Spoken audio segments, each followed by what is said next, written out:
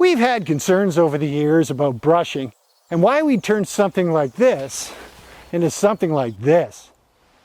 You know, 20 years ago when I first moved to Lake Bays and I first saw brushing done, I was appalled. It looks like a bomb went off. Was there a war? What happened and how did it go through here? Why do they have to be so heavy-handed? Questions from the public like these are why today we're getting into the root of roadside vegetation control, commonly referred to as brushing.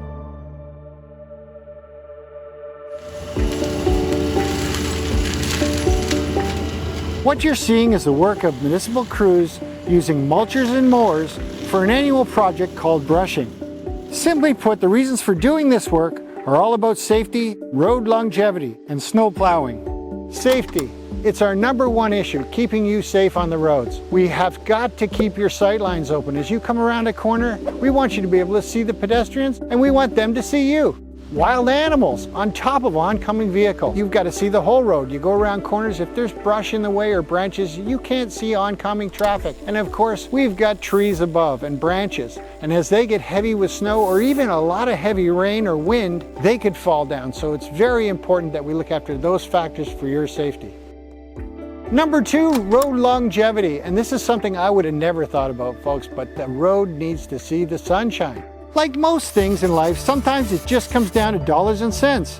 Roads are expensive and municipalities tend to spend a significant portion of your tax dollars on road construction and maintenance. With more sunlight exposed on the road base, it dries quicker, preventing things like ice buildup in the winter. A dry road is less prone to damage, such as cracks and deterioration over time. The sun has to come through to dry the road out, so you want to keep the canopy open so the sun can get to the road so that it can melt ice, work with our winter maintenance program, and also you don't want water forming in those cracks and frost breaking them away, because we know what that forms is potholes. So it's very important that the sun gets to the road. And it's really all about this asset and making this asset last as long as it can, because guess what? As you know, roads are expensive. We can't talk about anything in this area without mentioning snow. #3 is winter maintenance, and this is very, very important, folks. We've got to push that snow somewhere, and if the brush is hugging the road, there's nowhere for it to go. Storing snow in cleared areas leads to a more gradual melt, reducing the risk of flooding when temperatures rise. Without these areas, snow can build up on the road itself, narrowing the driving space and creating hazardous conditions. What happens if we don't put the snow over there? Well, then of course the road's going to become very narrow. 2 vehicles can't even pass, and as you know, sometimes it gets pretty tight anyway. So it's really important that we make the road as wide and safe as we can for you to pass. Now that we understand the why, let's talk about the how.